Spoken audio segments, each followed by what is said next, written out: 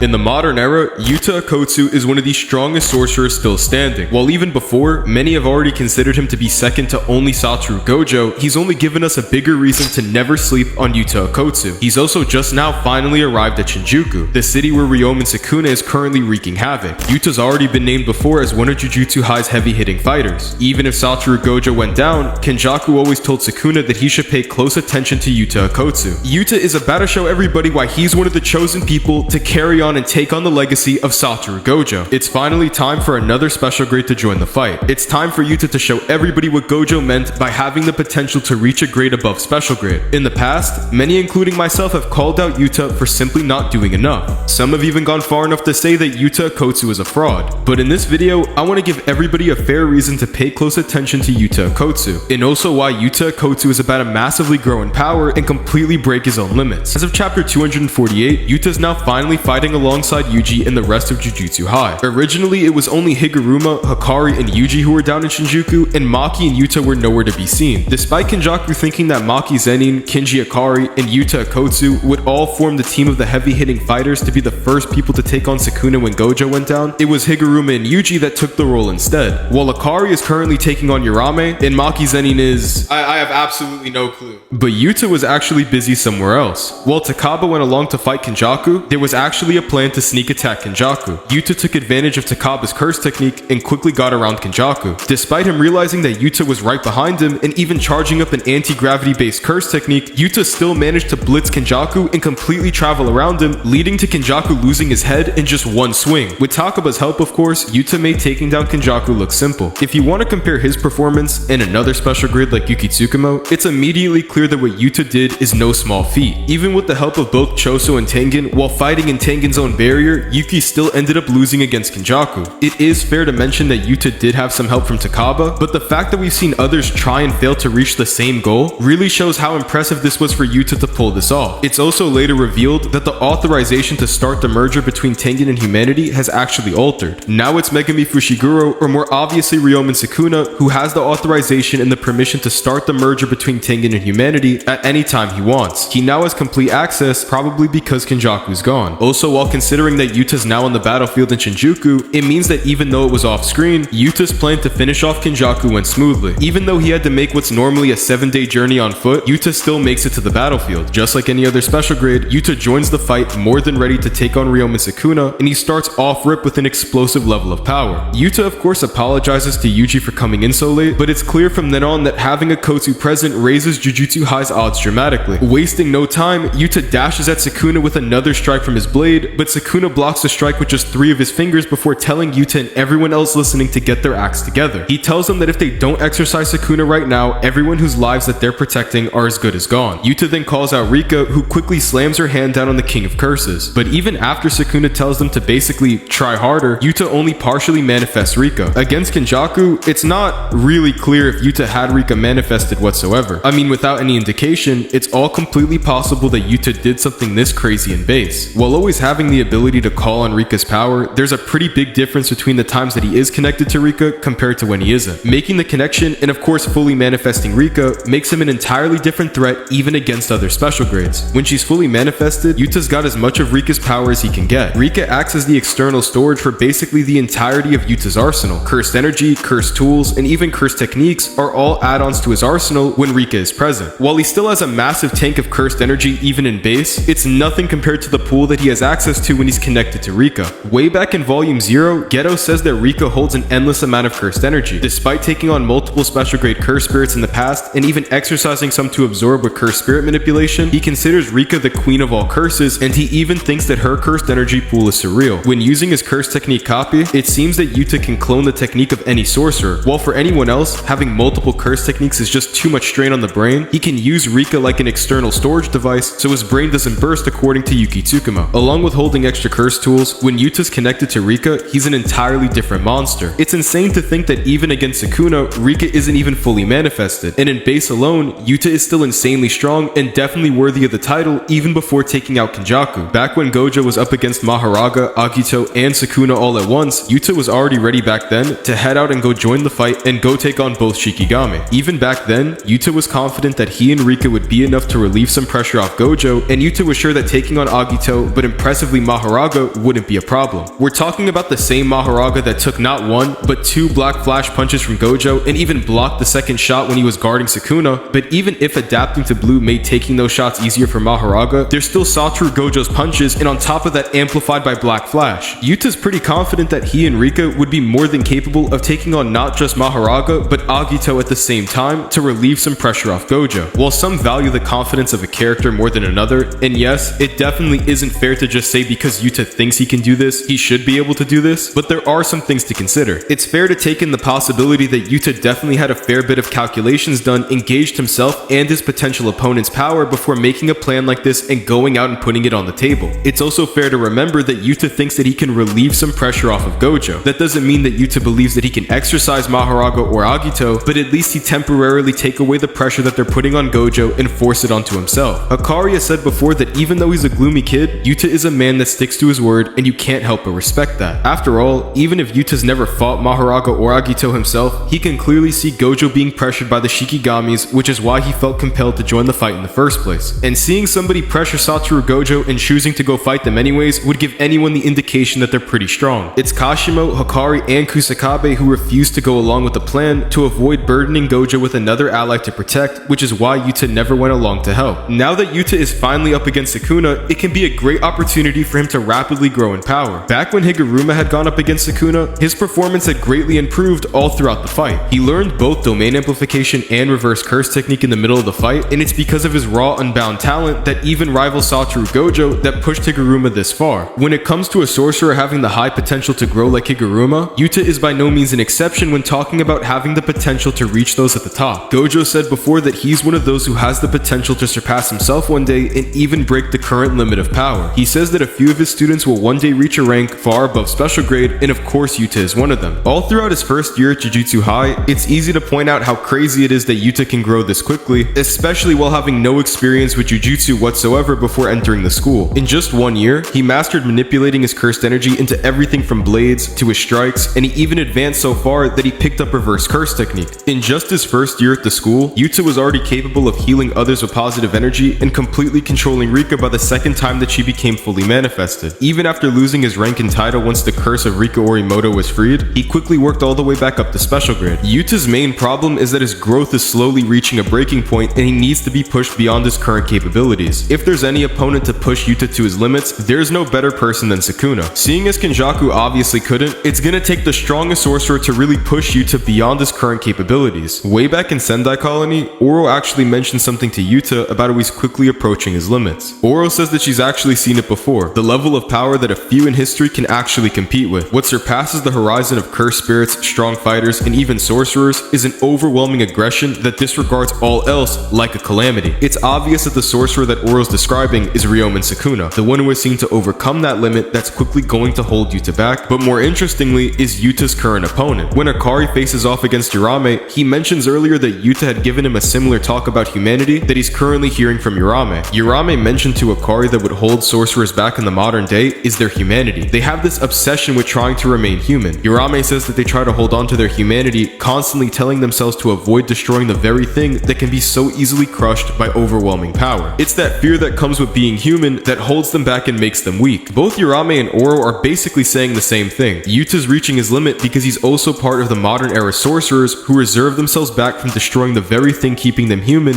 but what's also limiting Yuta to his current capabilities. Both Urame and Oro know what it takes to reach the heights of the strongest, but so will Yuta Okkotsu. I don't doubt that he's been thinking back to Oro's words. After all, why else would he speak to Hikari about his own humanity? Yuta's slowly gonna figure out what Oro was talking about. After all, his current opponent is exactly what Oro is advising Yuta to become. Going up against Sukuna, someone who surpassed those exact same limits that Oro was talking about, will show Yuta how to grow just like he did with Higuruma. Sukuna is asking Yuta to put up a good fight. He wants his own limits pushed just as much as Yuta does. It's those moments where a sorcerer is pushed against the edge that they begin to grow rapidly. When the only option left is to win and to bet on success, that's when even special grades can grow. When Megami was cornered by the Finger Bearer, he chose to expand Chimera Shadow Garden. Despite never before being capable, that's when he awakened his domain expansion. When Yuji's only option to beat Mahito came down to landing a Black Flash, he took the chance by betting on himself and landed another Black Flash despite the Sparks of Black not choosing who to bless. In Shibuya, when Gojo was cornered by the Disaster Curses, his split-second domain was an all-or-nothing bet on himself and his ability to overcome the odds despite everything holding him back in the moment. Just like Gojo had told Megami, it's about envisioning a stronger version of yourself who's already broken their limits that leads to victory. Playing it safe as a team can only push you so far. Being a Jujutsu sorcerer is an individual sport. If it takes betting on yourself and your own future that you've envisioned where you win as the only option, it's perfectly okay to be selfish. There's no better person to teach Yuta and act as the live example for surpassing those limits other than Ryomen Sukuna himself. He's everyone's purest example of the mindset it takes to overcome the challenges that Yuta faces. In the last month, nearly everyone in Shinjuku at the moment has gotten stronger in one way or another. Kusakabe, Yuji, Choso, Higuruma, and even Ino have all gotten stronger. Sukuna mentions that in the last month, every single one of them have upgraded their fundamentals in cursed energy strengthening. Even Yuji's grown massively, learning how to perform reverse curse technique from Shoko in just 1 month. With everyone else growing massively, I don't think that Yuta is any exception. I'm more than expecting this Okkotsu to be stronger than before. While only now just joining the fight, Yuta's already became the biggest threat to Sukuna. There's a reason why Kenjaku mentions him specifically when he's talking about the strongest that the school has to offer. Everyone watching is thinking the same thing. Without Satoru Gojo, it's time for the next special grade to step up, and who better than Yuta Okkotsu?